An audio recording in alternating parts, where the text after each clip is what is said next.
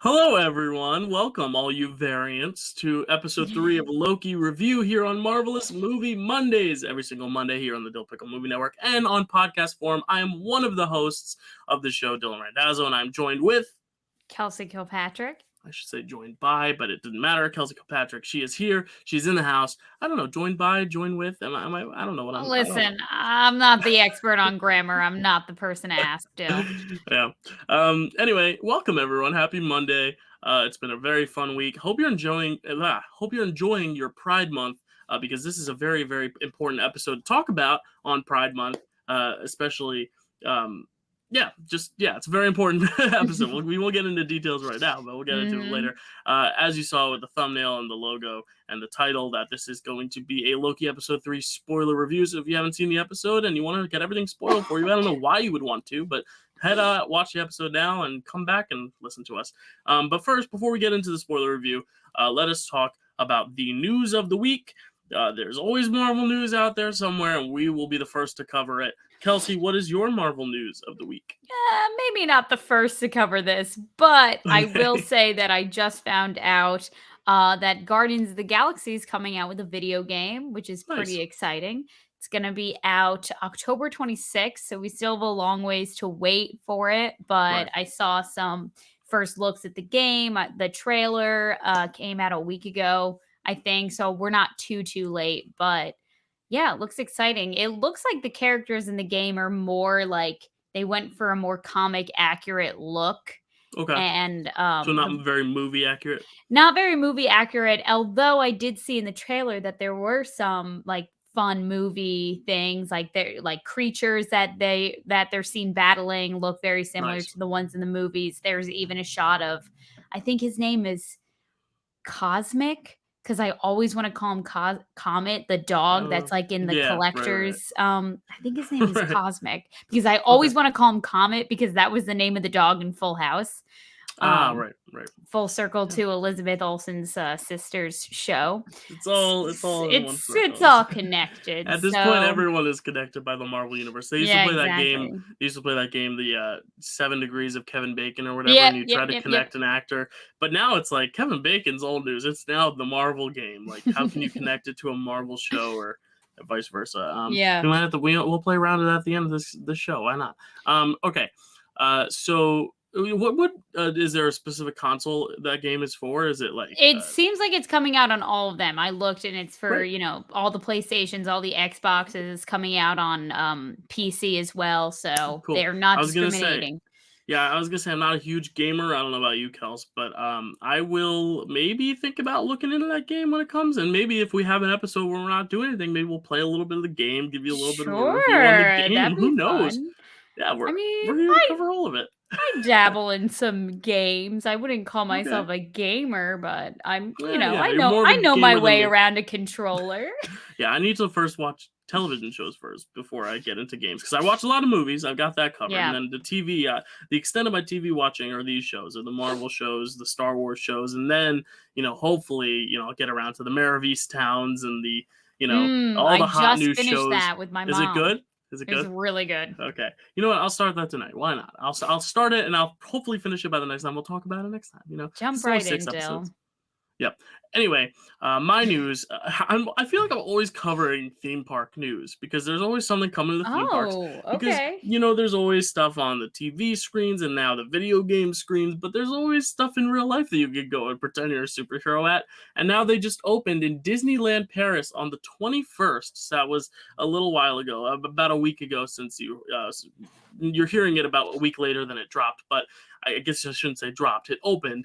The name of the resort is in Disneyland Paris. There's a hotel that is now called Disney's Hotel New York, which is funny because when we think like in New York, we might have hotels that are like Hotel Paris, and it's just funny that in Paris they have Hotel New York, the Art of Marvel Resort. So this is what it looks like on the outside. It is, if you're listening to us on audio, check us out on video because there are some images here.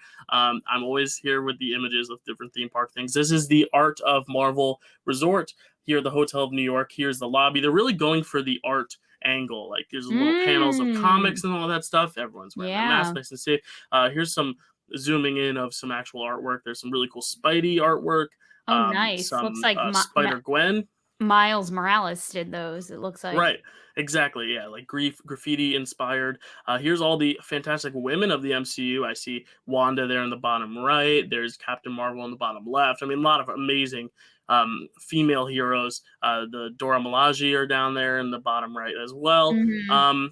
Those are just some of the lobby areas, as well as meeting characters. You can meet characters because it is a Disney resort. There will be meet and greets in the actual hotel itself, and it looks like the backgrounds are even cooler than like Avengers Campus. You know, you got the cool space kind of background there with Spidey and all the logos behind him. And you also have a skyline bar with windows that are not actual windows. They're meant to look like you're looking out at New York, but of course you're in Paris. But how cool that you could see Iron Man fly by while you're drinking. But the coolest thing I wanted to talk about were the rooms. They have many, many different staterooms, and each room is kind of themed after a certain hero. So this is one of the Spider-Man rooms, you know, all the red pillows, the red furniture, Mm. Spider-Man. But then they have the suites, and I think I read 20-something suites, and each suite is designated to a specific hero. So here's the Captain America suite. Oh That is in my the hotel. gosh. It is huge. I mean, there's a piano. There is 2 2 couches. It looks floors. like a giant, 2 floors. This weird wonky ass chandelier, whatever that is. Um, Yeah. yeah, and then of course the picture cap itself. I believe this is either in the same resort, the same room, or a different room. This is also part of the Captain America suite. There's a giant piano in the middle of the hotel. So if you're interested, if you're in Paris, or if you're ever going to Paris, check out the Disney Hotel New York Art of Marvel Hotel. It looks pretty cool, but I don't think That I'll looks ever be really there. cool. Yeah, I mean, maybe someday I'll go to Still, should Disneyland Paris. we Who knows? go? go all the way to Paris just for a Marvel hotel that's going to cost way too much money for either of us to stay in. Yeah, Yeah, let's yeah. do it. You know, a girl can dream. Yeah, I was gonna say, you know them both, Jake and Tanner, good friends of ours. They've been up to all the Disneylands around the globe, so I hope, because they're both Disney employees, so Oh, of okay. course, I think they can get in for free, but like they obviously have to pay for the travel or whatever. But Right, right, I'll right. have to ask them how Disneyland Paris is, because maybe it's a trip down the line that I might have to take. But for now, I'll just admire it from afar. Mm. So the Eiffel Tower is not the only cool thing in Paris, everyone. So check that out. Without further ado, though, you guys came here to listen to an episode 3 Loki review. I've been talking long enough. Kelsey's going to dive. We're both going to dive right in. But Kelsey, why don't you take us away with your brief synopsis of the episode, as well as some initial first thoughts you had? Oh my God, you're gonna hate me. I forgot to write a synopsis. You forgot to write one. It's okay. I think I can recap it right from the noodle. I feel like you're a pro now that you can like just do it all at the top of your brain every time, you know? So we picked up right where we left off with episode 2. First of all, this episode is called Lamentis. Okay, so Loki follows the variant on her mission, where they find themselves in a planet called Lamentis, where they find themselves stuck there until the end of the world. There you go. So yeah. That was a very good synopsis, you know. I tried really End hard. of the world. It's an apocalypse on Lamentis, and they are I believe it's another planet that's exploding or crashing into Lamentis, right? It's not Lamentis itself. Yeah. So again, like you said, it's just Loki and Sylvie. It's just Loki and the variant, and it's very much a character-driven episode. I mean, there's so much action. I think this is the most action we've seen in this series, but also it's centered around these two characters and just kind of their conversations and their journey. So what were your overall thoughts on just the episode itself? Honestly, like, I feel like episode 2 was so good that when we went into this one, like, I don't want to say I was disappointed, but I felt like, I don't know, this honestly felt like an episode that should have been more like the episode right before a season finale rather than like the 3rd episode in, because I feel like, well, like, what I almost walked away thinking, like, well, what was the point of everything that happened in that episode? Because everything they did, like, failed. And I feel like the plot, like, wasn't really, like, even though we learned a lot about their characters, like, nothing about the plot really moved forward. Do you get what I'm saying? Yeah. No, I get what you're saying. I think the biggest thing is that, like, they're now on this planet and their way out which was the arc they called it, is now Right. gone and exploded. So like I think it's now the question of how are they going to get off this area. But I do think I agree with you in the fact that like while that's an exciting setup for what's coming, I feel like the last episode, episode 2, ended on this kind of cliffhanger where these two were going off in a direction, but like you also had the rest of the TVA and like how was Owen Wilson, how was Mobius gonna get Loki, and what was gonna happen, and how are all these different plot lines that are branching out on this one singular timeline? How are these different variant timelines gonna like what's gonna happen? How are they gonna stop it? But I feel like they went into what happened when Loki and Sylvie escaped the portal, but didn't go into the other stuff. And I think I was most looking forward to seeing like what is going to happen with all the different timelines. And I think we didn't get that.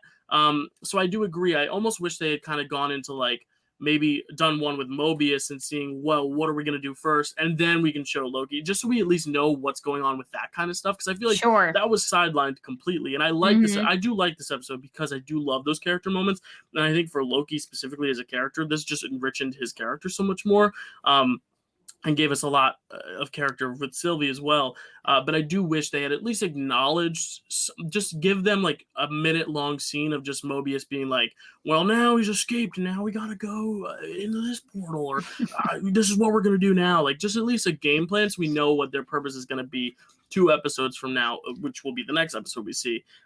Because I hope they bring that dynamic together. Because I said the best part of the show for me so far has been the dynamic between Tom Hiddleston and Owen Wilson. So I'm fine with them abandoning that as long as we know exactly what the other characters are going to do now that these two are off on their own.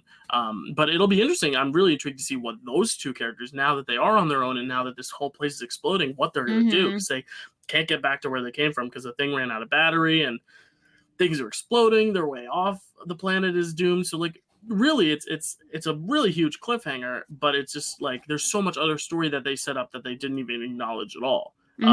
So I get how it's kind of like a bittersweet type thing. It's just the fact of the matter that there's 6 episodes, and for episode 3, it's like we only have 3 episodes left, and I feel like there's so much now to cover. But again, that's how we felt about both WandaVision and Falcon and the Winter Soldier. So I have no doubt they'll stick the landing, but I do agree it was a lot of just like what's gonna like what about all the other stuff we just heard about in the last episode, and wanting to touch upon that. But I liked it. Yeah. I think the second rewatch I walked away feeling like, all right, there a lot of like good stuff happened in that episode. Felt better about it. So we started, immediately rolled right from like our recap in the beginning. We immediately rolled into our Marvel credits where we didn't hear any classic Avengers music. We had a needle drop moment with a song called Demons by Haley Kiyoko playing in the background, which was different. Definitely intrigued me right off the bat. And then we had this cold open per se where C20, and it looks like the variant. Now we know her as Sylvie, but I wasn't gonna refer to her as Sylvie until we got to the name reveal. Sorry, it's okay, Dill. I know. You got excited. It's okay. We kind of see them immediately. I was getting date vibes. They were having drinks, they were talking and laughing and everything, and they start having this conversation about how when people get brain freezes when they drink something or eat something that's like cold, like super fast, that their memories are literally frozen in time because of whatever's happening to their brain. So then the variant suggests that they make a game of it. C20 was going to drink her drink as fast as she could. The variant was going to ask her a question and see if she could recall from her memory while she was in the midst of having a brain freeze. And she asked her how many people are guarding the timekeepers. And immediately we see the setting changes, the mood in the room switches, like C20 kind of snaps out of this trance that she's in and is like, wait, I recognize everything that's going on here except you. I don't know you. And, we've learned that this is kind of what happens when you're under like the variant spell. This is you're taken to a place in your memories and she's kind of manipulating you to get what she wants. So then the Loki credits roll. The scene 1, back at the TVA, we see where the portal took the variant and Loki. We're back at the TVA where she's, plowing her way through the soldiers, through the agents in the hallways to, get where she wants to go. We see Loki appear in the hallway as well, except he's right by the lockers where his daggers are. So he obviously grabs those before he Right. takes another step. I wrote down, I literally in my notes, love Loki and his daggers because I just, love that. It's a Yeah, signature thing, Loki's got to of have some course. daggers. Right. The judge appears. Well, before the judge appears, Loki kind of has a proposition for the variant. He's like, hey, we could work together. We could spend this whole time fighting, or we could work together. We probably both want the same thing here, which is Right. power and to take over this thing. So like let's do it. And so they kind of have this battle. She's getting mad at him because Loki's derailing her all these plans she's made. And the judge appears, and in order to escape the judge and the two agents that have caught them battling in the hallway, Loki uses what they call the tempad Hmm. to form another portal, and they're taken, boom, straight to another apocalypse Right. throughout the timeline. Hmm. So we're scene 2, Lamentus, the device. Okay, so they realize that once they get down there, they fight for a little bit more, and before she can escape, she realizes that the device needs to be charged. Loki takes it and uses his magic to hide it. So I love these moments where we're watching Loki use his magic, Yeah. because I feel like we haven't gotten enough of that Right. yet. It's also And funny how like some of his magic, like what's the extent of his magic? He can make himself reappear and disappear, but he can't charge uh, right, a right, little right. device. It's Yeah. funny too because like later on we also see, which we'll get to, maybe some theory talk. The when the one building's coming down, he's able to stop it and like make Mhm. it go back up too. It's like questions like that where it's like, well, what are his powers? What exact magic can he do? Right. And what can he do? And I think that's just an interesting thing because like the biggest challenge is charging a electronic device, and that just seems like such a minuscule thing in this grander realm of magic, that the charging of the electronic device is what's really setting them back, which is Yeah. crazy. No, yeah. So now we see that because he's taken the tempad, she's the only one who knows how to charge it. Now they both need something from each other. They can't get off this planet without each other now. Hmm. We find out, we get a nice little title screen, and we find out that we are on a planet, or a moon rather, called Lamentus 1 in the year 2077, and that this is the apocalypse that's happening. Is the planet is about to crash into the moon and everyone's about to die.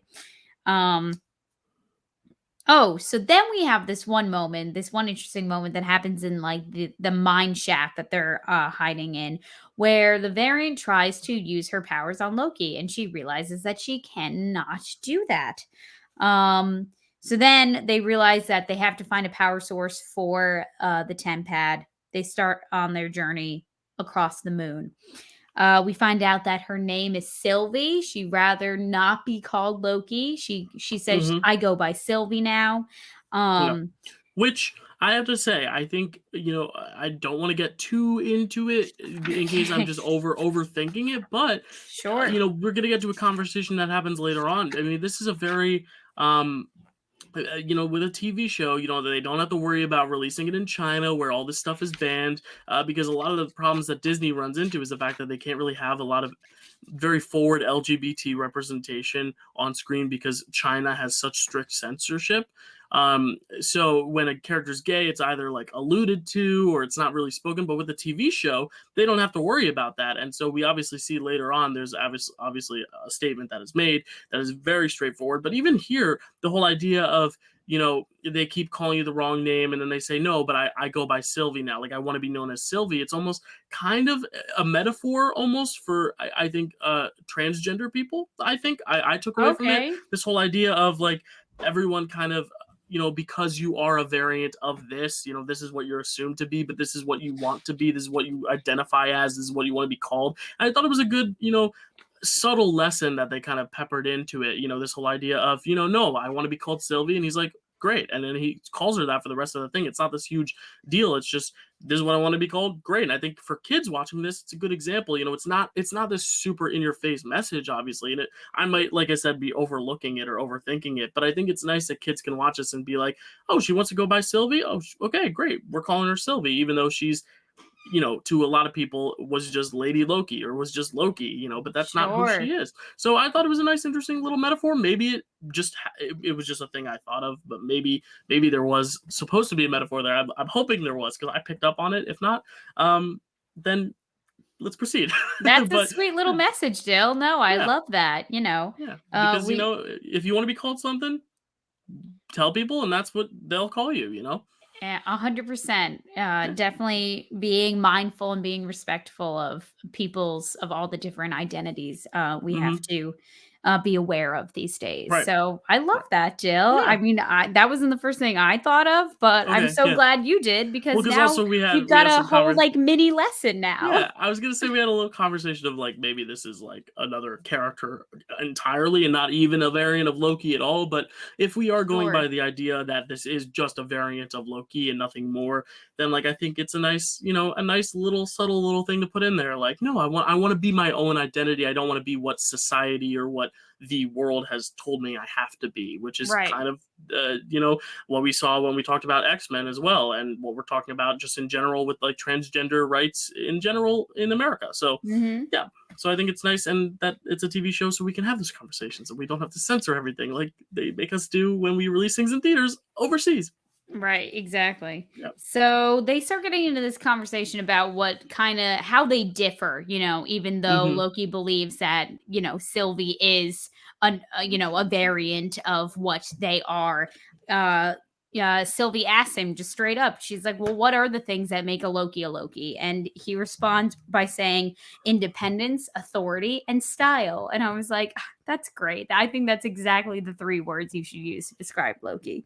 Yeah. Um so then Loki starts really drilling her about her plan. He doesn't really understand why she was doing what she was doing. If she doesn't want to take over the time, Baron's authority, or even like take down the timekeepers per se, he's really trying to wrap his head around her plan. So he says, "Were you just gonna, tear the place down, create the ultimate power vacuum, and then walk away?" He's like, "I would never do that. I would do all of those other steps and then take power, take my rightful throne."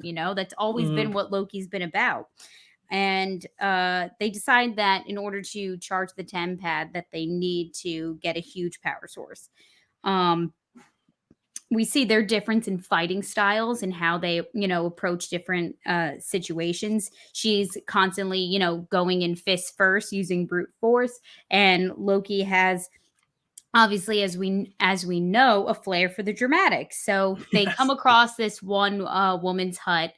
I think that they know she's in there, and maybe they're there just to ask her where everyone is, where everyone went.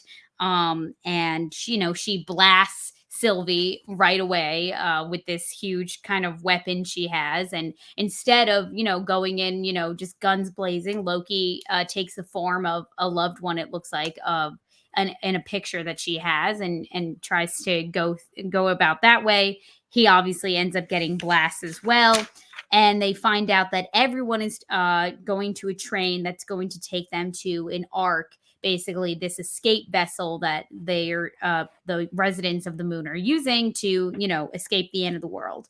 Mm-hmm. And so we get to this train scene where we see just like a line of these, looks like impoverished people trying to get onto Mm-hmm. this train. One of the extras in the background even yells something out like, "They're only giving tickets to the rich. They're forgetting about, the rest of us."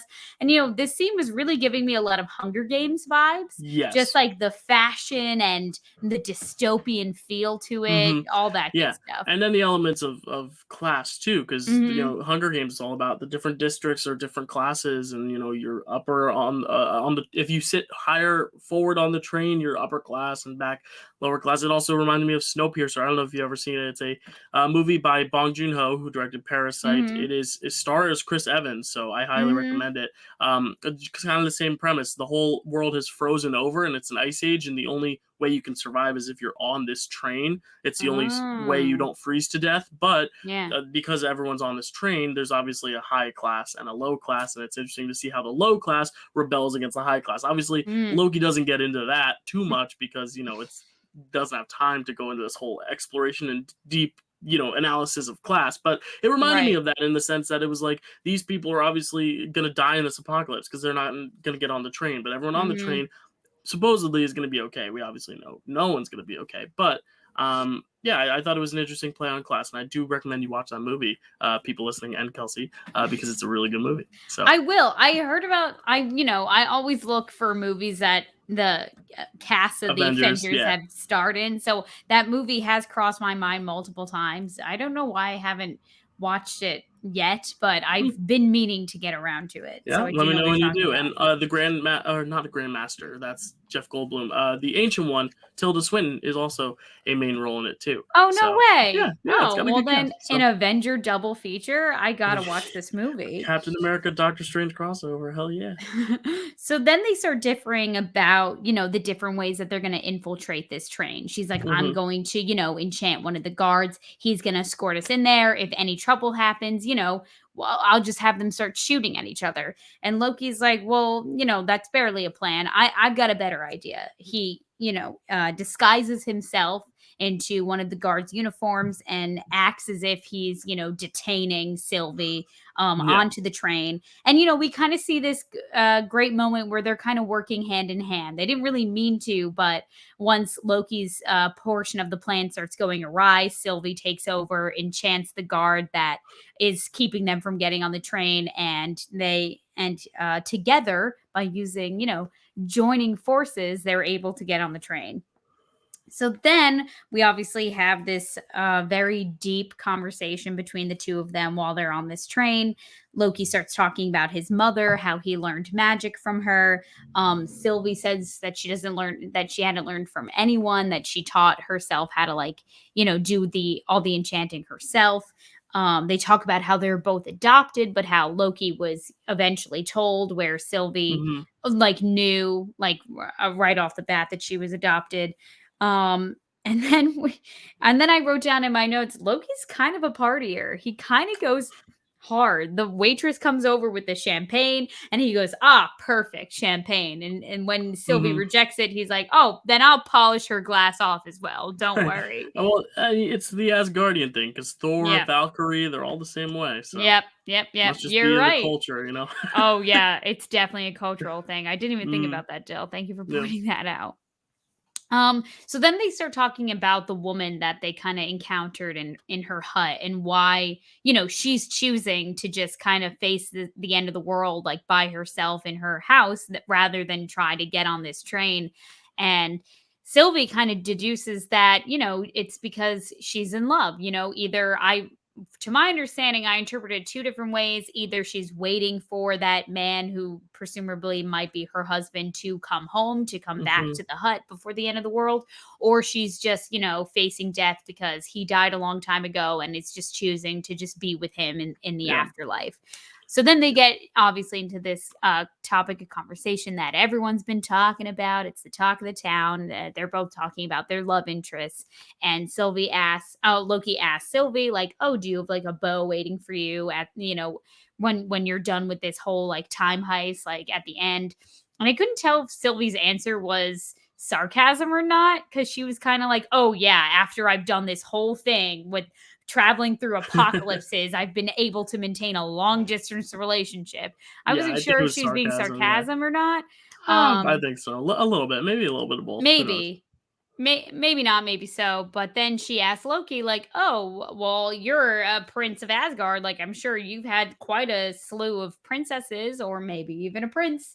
And Loki just simply responds, "A bit of both," Yep, confirming that our boy Loki is bisexual. He's a that's bi right. icon. And when he says also to her, "I suspect you the same as you," and she's like, "Yeah, well, they're both bisexual icons." And that's the thing is, it Oh. doesn't. Well, I don't know if she says yes or no. Actually, he asks her though. He's like, "I suspect the same as you," just Oh, because because also they they're are variants. variants. But that's another thing. We Yeah. talked. We talked a little bit a while ago about them being gender fluid. Just Mhm. and I think that was to say that there could be different forms of Loki. I think that was a foreshadowing of this female version or variant of Loki that we know as Sylvie. I think that was kind of a teaser for that, but I think this is where it outright says, this is who Loki is. But again, it doesn't need to be this big thing. And I like how it can Right. just be this reveal, but it's not subtle in the sense that it has to be interpreted. It's very straightforward. Mhm. There's a very deliberate answer, yes or no, but it doesn't have to be this big thing. And I love how it's becoming more of a just a natural part of these characters because Mhm. 10 years ago, I don't think that that could have happened. Even 5 years ago, I don't know Mhm. how if they could have characters, main characters of their own stories come out like that, and that was great. And I really really liked it. And I actually have a little something that Kate Herron, the director, said on her Twitter. Okay. She said, "From the moment I joined Loki, because the director for a mini series, the director does the whole season. Mhm. It's not like a normal series where you have different directors for every episode. So she did the whole Mhm. series. She said, tripping over my words. She said, Mhm. from the moment I joined Loki, it was very important to me and my goal to acknowledge Loki was bisexual. It is a part of who he is and who I am too. I know this is a small step, but I'm happy and heart is so full to say that this is now canon in the MCU.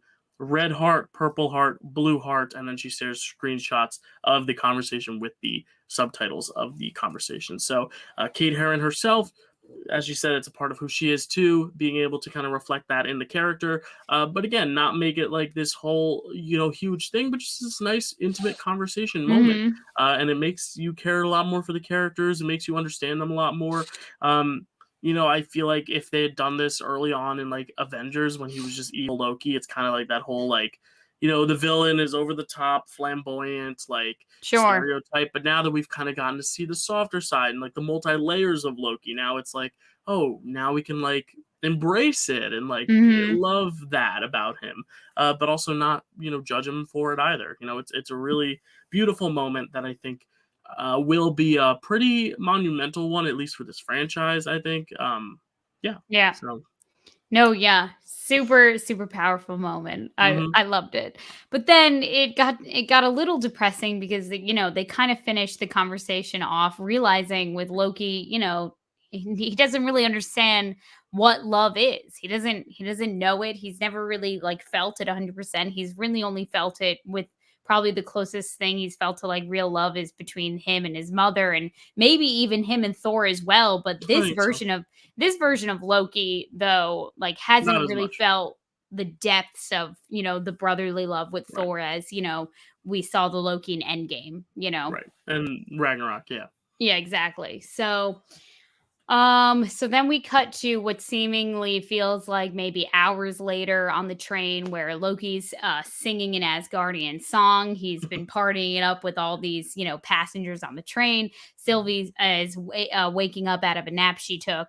And I wrote down Loki has a great voice. Tom Hiddleston, Hmm. what a guy. I was looking. He Is did there another nothing he movie. can't do? I'm trying to think of what other movie he sang in.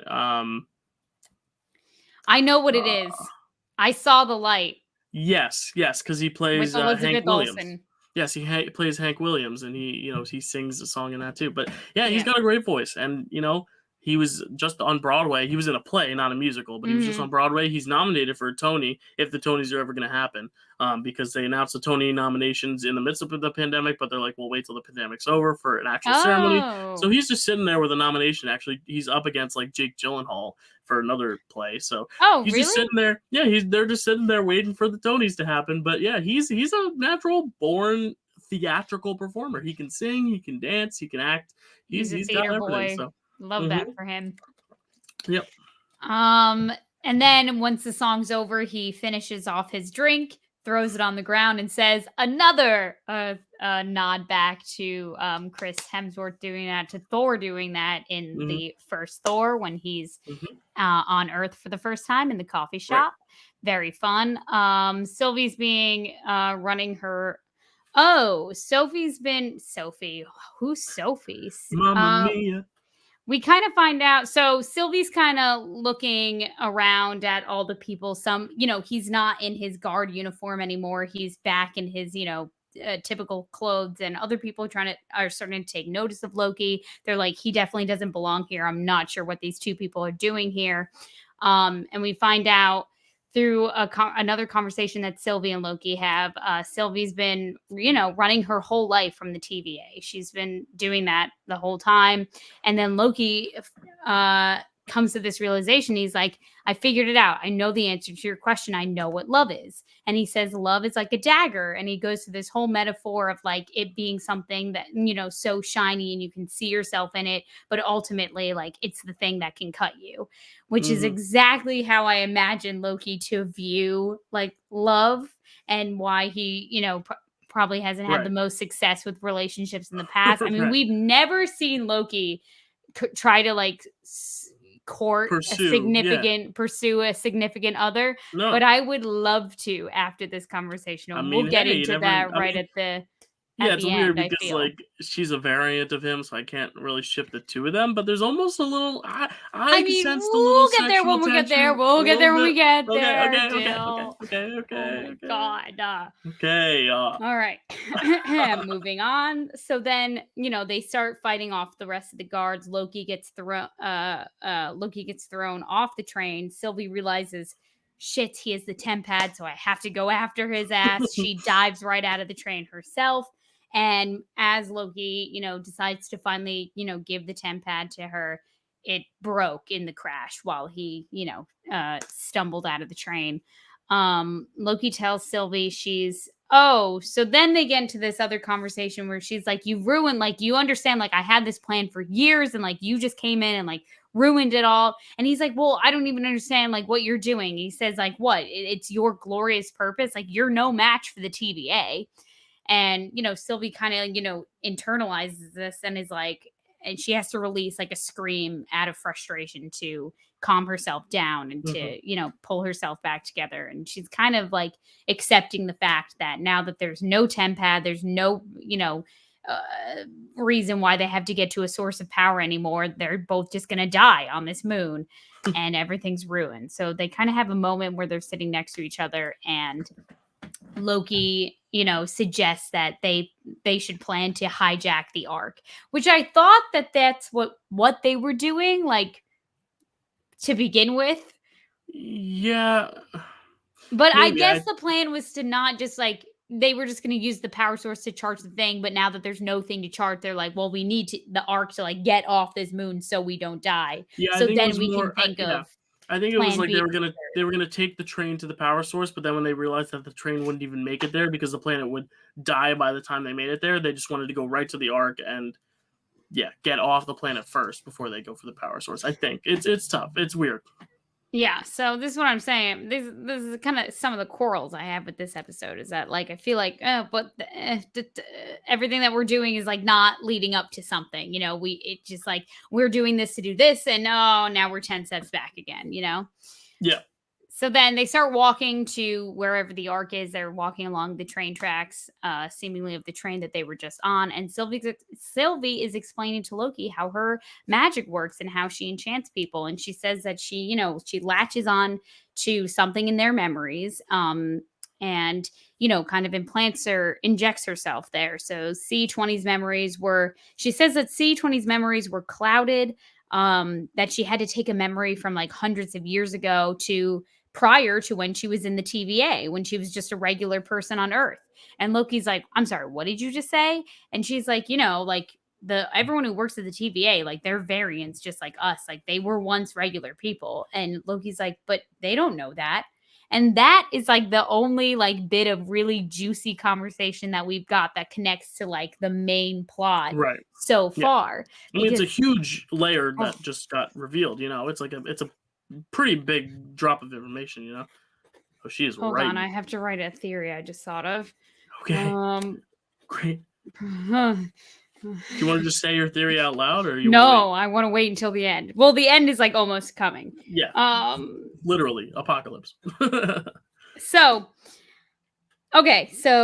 the people who work for the TVA are variants, but they were told that they were created by the timekeepers. And Loki's like, well, they don't know that. So then we get into like this last like super big scene that I'm calling scene 7, even though I'm sure it's not scene 7. The last scene of the episode.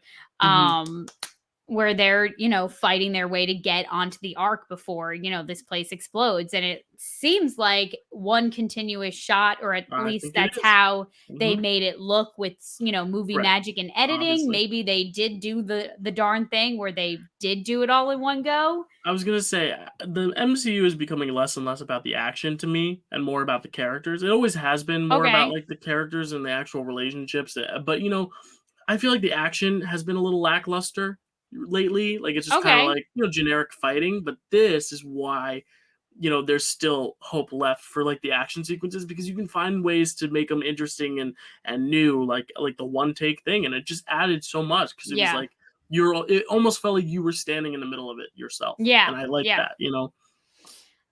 And then I also wrote down, I'm like, this set is very fun. This is a very Mhm. fun set. I felt like I was in a different world in a different time period. And I guarantee you it was all green.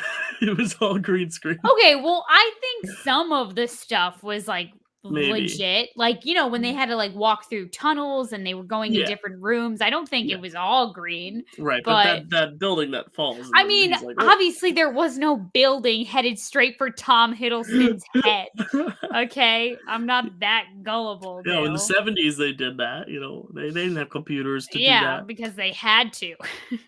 Okay.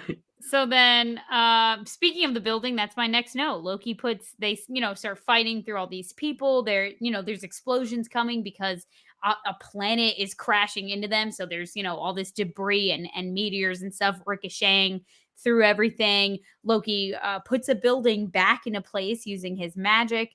And right before they can get to the ark, or the gates to the ark, we watch it be destroyed. Mhm. And instead of just watching it, I love this. I don't know why, but Sylvie just walked off. She was like, "Are you kidding me?" And she just beelined it, like, out of shot. And Loki was just That's standing great. there like, I didn't even notice her beelining it, that's no, funny. she completely, like, bolted. She was like, "No, Yeah. I'm not doing this." And So then the song that plays us out of this episode is a song called Dark Moon, covered by a bunch of people. I don't know who the original artist I is, think it's but Bonnie Guitar, right? Bonnie Guitar is singing this version Yeah, I think it's of it. her. I think this is her version. I think she wrote it, but I know it's been Okay. covered by, like, Elvis and other Mhm. people. Yeah, so And what that was first the off, app. while we're at the end with this building, I just have to ask, do you think that was him? And, Okay, like, so why haven't we seen magic like this? Like, are why? you suggesting, because this is something else that I've seen on TikTok, this is not Oh my boy. theory, and I don't know how much Yeah. I buy into this, but Okay. people think that he was able to put that building back by using the time stone he took out of Casey's desk. Because remember, that's the one stone he picks up is a time stone. But he can't use it though He if it's in a can't use it different in the timeline, right? TVA, but he can use it on other planets just like he can use his magic on other planets. I thought it was if he can't use it in the main timeline. Maybe that's it. Maybe he has the time stone. Maybe because it's the only Okay, but paperweight he picks up. because here's my thing, if he has a time stone and he gets out of the TVA, don't you think he'd be, Right. using it to get back to 2012? Well, that's why I don't think it's possible he has a time stone. I That's I think I they made agree. it very deliberate to say these Infinity Stones mean nothing anymore in the MCU, so just stop. Like we're in our new territory. I know you're not saying Like, that, but I'm just thank saying you. I don't think that's the theory. I'm just wondering if maybe there's another person there with them who's helping them. Maybe it is this. Maybe it's not even a real reality. Maybe it was just like something manufactured that it would never hurt them anyway, that there's like Mm, because they're in a different timeline they don't die anyway, even if they die. Like, I really don't know, but I've never seen Loki do anything like that, so I was just confused. Maybe though it's because he is in his own timeline now, and maybe his powers have enhanced. I don't know. But I'm wondering if that was just a cool idea where they're like, oh, let's have him just like push the building back, or if there's actually something there that we don't really know much about, or his magic can do that. We just never seen it. Who knows? maybe. I don't think it's an Infinity Stone though. That's an interesting theory though. Because people Um, were saying it kind of looks like what, Doctor Strange did with the apple when he was able to make it, completely eaten yeah, and then completely, back into like a seed Yeah, or whatever he did. if there is a Infinity Stone, it would be the Time Stone, and I guess that could make sense. But it's also like you just made it a point to be like, forget all you know. This is the Mhm. new MCU, and now it's like to go back to Time Stones. I'd be like, ugh, Sure. okay, but who knows? But at the same Yeah, time, Doctor Strange, he's coming out with another movie. He still needs something to guard. Like that's his whole thing is that he controls yeah, time. right. So I don't Um, think they're going away entirely. that's a good point. But I just wanted to talk about that because I was like, that's a new thing we've never seen from Loki. But okay, And so let's other get into people your were saying that he that's the whole reason why he was so like kind of relaxed and like calm, like, oh, it's the end of the world. Like, what are you stressing out about anyway? Is because he knew he had this thing in his pocket to be like, well, even if everything goes awry, I can just do. I don't know. But at I the feel like same yeah. time, I like how like it took Doctor Strange a whole movie to master how to use Right. a time That's my stone thing. I think it and would be for too Loki much to of just be able to know how to use it. yeah, it'd be too much of a cop out, I think, to I'm just make it playing devil's advocate over here with hey, myself. listen, if there's any I'm the king of devil's advocate, all right? I defended Cats when it came out. Like, oh, maybe it's okay. And then I was like, no, Cat sucks. The movie. So, I'm the And the devil animal. advocate king. No, you I disagree, but hey, you're entitled to your opinion. Thank you, Dale. So before we get into Easter eggs, do you want to do Easter eggs first or theories I first? don't have any Easter eggs. You have Okay, I have Easter a eggs few. still? Please lay 'em on One of me. them was the symbolism of the smashing of the cup. Um, Okay, yeah. yeah. Two of them are the songs you mentioned, but I just wanted to kind of go into the lyrics a little bit. I actually looked at the Sure. songs because I did you know those songs on the top of your head, or did you look them Mm-mm. up?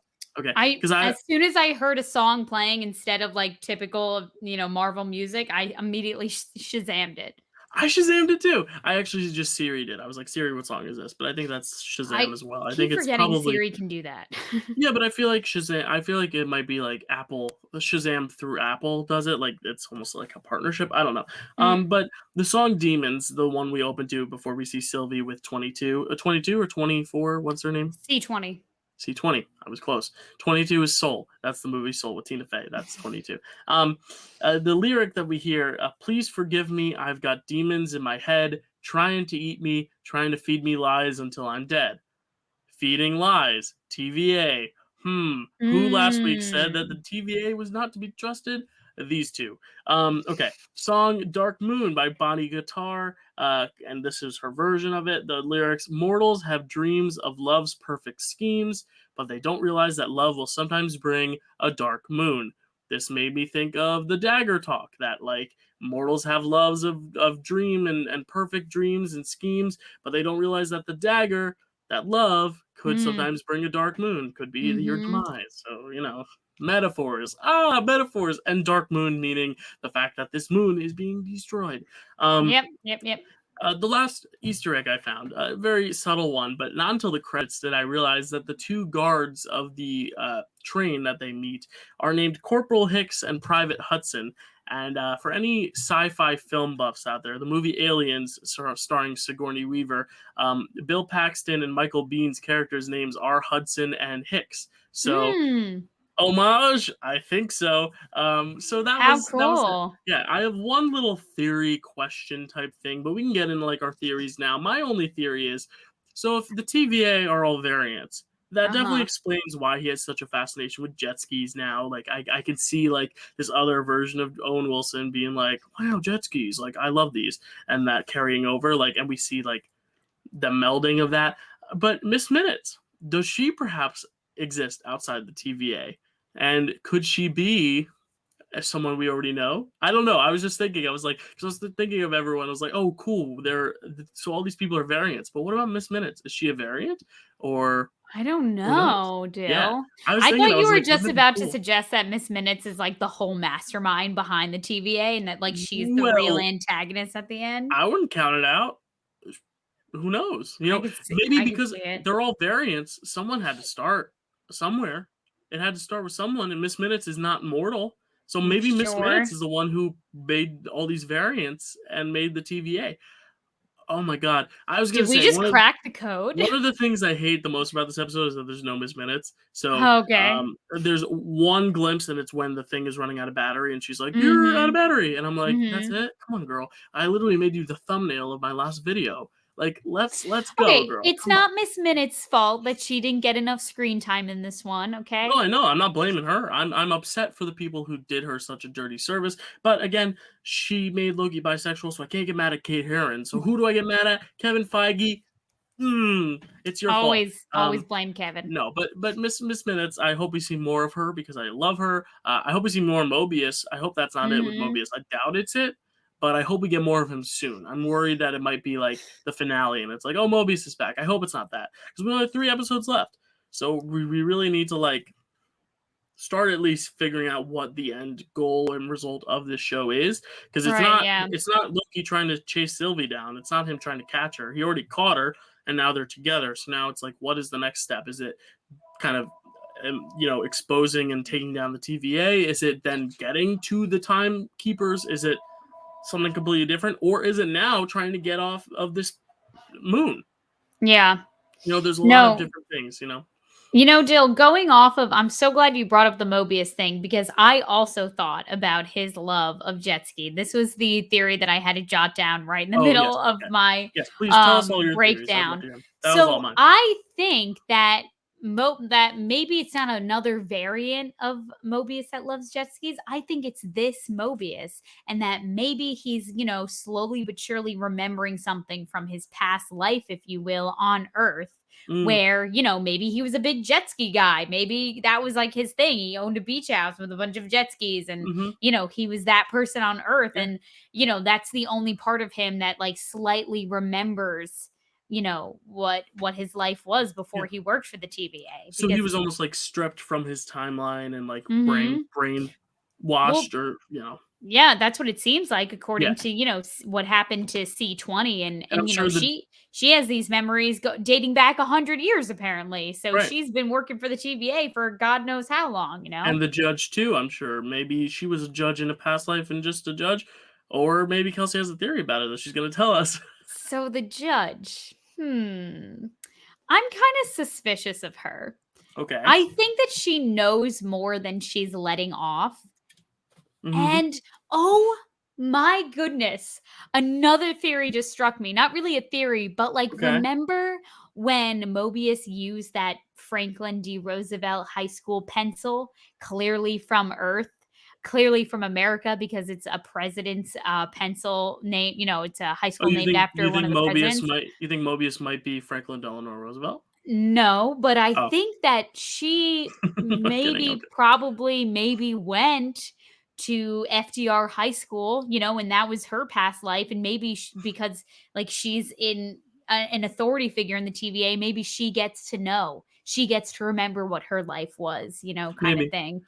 Yeah. So I feel like she might turn out to be more of an antagonist to everybody, not just Loki, but an antagonist to everybody, you Yeah. I know? see. The thing is, like, for her, for some reason, I believe like she is good at the end of this, only because I feel like she might be like the kind of person that like has to keep up the front about the timekeepers, even though she like doesn't really want to, because it's her job and she might be in trouble for it. But like something about me feels like I don't know if she's necessarily the villain because I do think that is maybe a little obvious.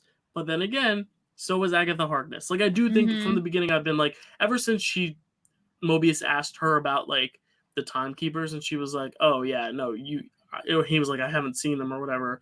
Like that was when I was kind of like, "Oh, maybe she's up to something." But I feel like that'd be the two obvious choice. Maybe Mobius is up to some shit and, you know, No, I who hope knows? not. I love I, Mobius. that's the thing. I don't know, but I feel like there's gonna be some little twist that we still have yet to get to. Maybe it is Miss Minutes. Who knows?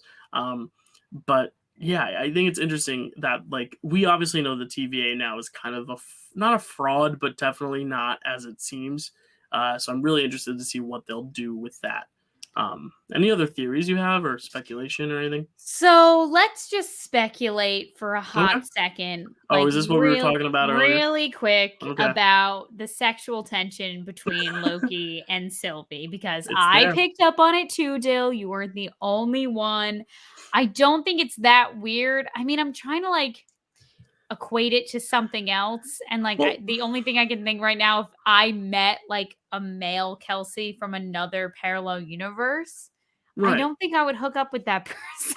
Well, that's the thing. It might only be like, you're seeing a variant of yourself. So obviously, there's that whole notion of you got to love yourself before you love others. And if you love yourself enough, when you see something that's practically that, just a different version of that, like, you're going to be attracted to it. Not necessarily a sexual thing, not like oh, I want Sure. to bang that version of me. It's more like I'm so intrigued and so enamored by this other version of me. It's like when you take a video of yourself doing something cool or funny, and you want to like watch yourself, and it's like you're almost kind of intrigued by your own presence. It's like when people look in the mirrors when they want to like check themselves out. Like, it's kind of that thing, I think, where I it's thought you like, were to say something else, and I was like, "That's how far we're going on this podcast."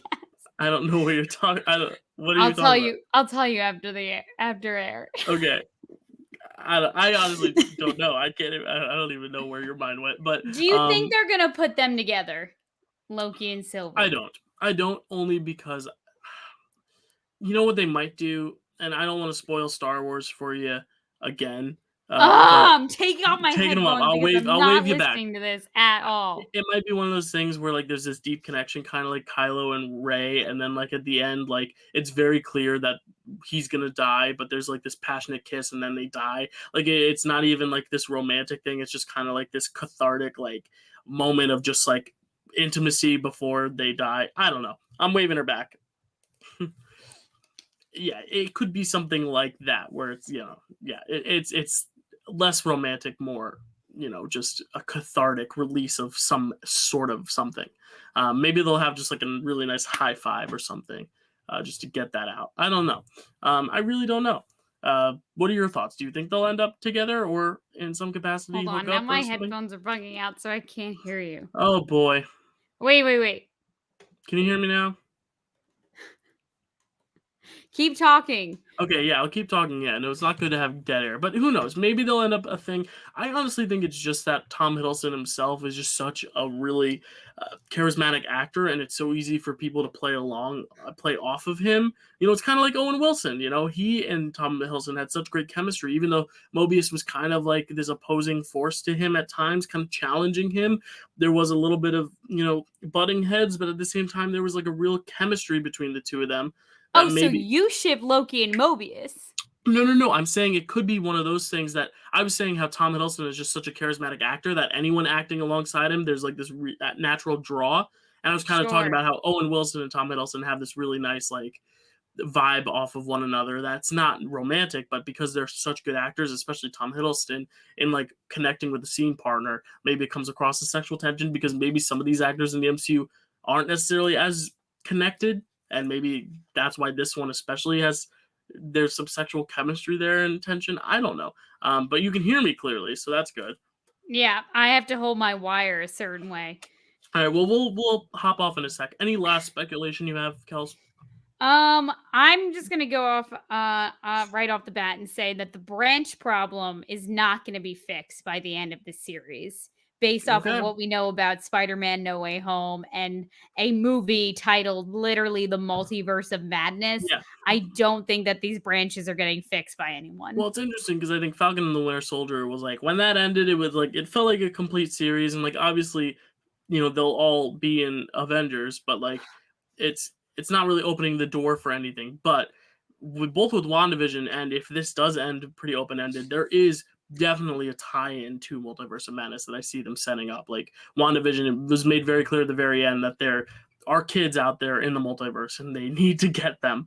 And I think this could end in a similar scenario where it almost seems like it's resolved, but then at the post-credit scene of the last episode, there's like but there's something else down the line. So who knows? I can't Um, believe we're halfway there with this series, dude. I know. I feel like at this point in Falcon and the Winter Soldier, I was kind of just like, okay, yeah, I can see where this is going to end up. But here, I'm like, I feel like we're just getting started, Yeah, because seriously. it's 6 episodes there too. I think WandaVision was what, 9 episodes? So Mhm. yeah, so I guess at this point in WandaVision, I was like, okay, it feels like the halfway point. Whereas Falcon and the Winter Soldier, I was like, okay, like it feels a little bit further than the halfway point. And here, it's like I don't even feel like we've gotten near the halfway point, but we are. Um, so yeah, any last thoughts on Loki? Do you have any idea how they're gonna get off this planet? This moon? That's why I'm wondering if there's another person there, or maybe Mobius will end up finding them and being like, "Oh, there you are! Come on!" You know, that's Honestly, You that's how do I such predict. a great Owen I Wilson, hope I Dill. hope I hope that's how the next episode starts. It's just they're like, what the hell? And then we hear a portal. He's like, oh god, there you guys are. Come on, I just opened this portal. Come on, you gotta get her. This place is about to explode. Yeah.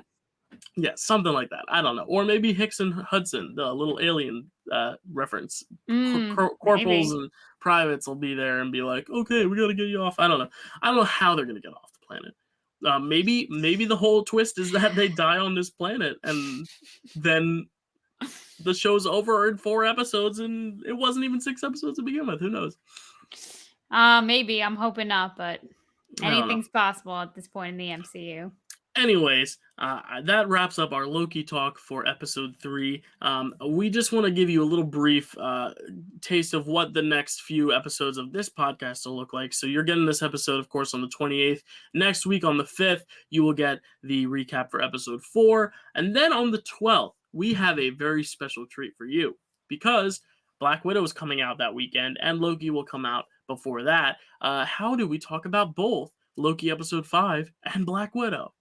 We're going to talk about both episode 5 and Black Widow. And what'll be interesting is I'm assuming episode 5 will probably pre-record, but Black Widow, our review for Black Widow, we will be in the same studio podcasting about Black Widow. We have our tickets to see it. We got, after our last podcast, we logged off. We went on the AMC app. We got our tickets.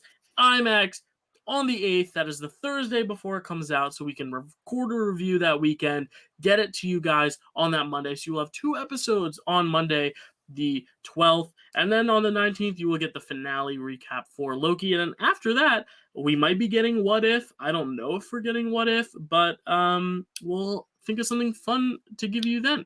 I think What If premieres August 6th. Okay, so then we'll have at least, I think, 2 weeks of off time, off season, where we can talk about lots of fun things. We haven't actually done a ranking of the MCU movies yet. We haven't talked about, we've been toying around a little bit about the idea of doing like a Marvel actor book club type thing and looking at their other movies, like, Cherry for Tom Holland or Chaos Walking, which I promised you I'd watch and I still haven't because I have no interest. No, don't. But like doing something like that, or maybe something else that comes up that we think of. We're talking about other movies in the Marvel universe, like the Tobey Maguire Spider-Man, or the Andrew Garfield Spider-Man, or the Okay. Blade movies, or Fantastic Four, or Howard the Duck. There are so many movies to talk about. We will not leave you hanging. But that's what you can expect for the rest of June and July. Loki, the next 2 episodes, and then on the 12th you will get 2 episodes, Loki season 5, Loki episode 5, and Black Widow, and then the week after you'll get the Loki finale, and then who knows. Kelsey, where can they find you on this internet verse, social media, all that? You can find me on Instagram at Kelsey A. Kilpatrick. You can find me on TikTok at Cause13, or you can subscribe to my YouTube channel, Cause Productions. Cool. Anything to tease there or no? No. Okay. But she's got a lot of great videos on there from weeks and months past and years past that you should check out. You can find me at Dylan_Randazzo on Twitter, same as Letterboxd. That's where I post movie reviews. I'm in the midst of a 2011 retrospective where I do old reviews for movies that came out 10 years ago. I do a few videos on the channel of movies that came out 10 years ago. I'm actually extending that retrospective a whole month, so I will also be doing it in July because I was like, 1 month is not enough to watch all the movies from 10 years ago, so I'm going to extend it to July, but you will be getting an episode of Picture This, where we talk about the nominees of Best Picture for 2011.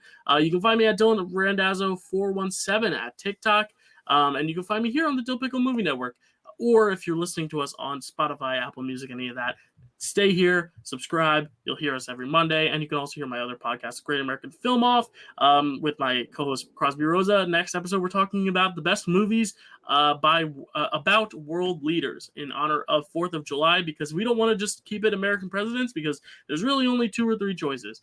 So we expanded it to all world leaders: Gandhi, Margaret Thatcher, Winston Churchill, Kim Jong-un.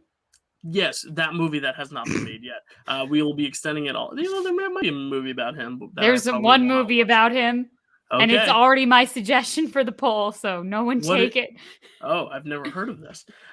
So that'll be interesting. I can't wait to see your poll response. Anyway, that's where you can find me. Long story short, Dill Pickle Movie Network. Do it. It'll be a fun time.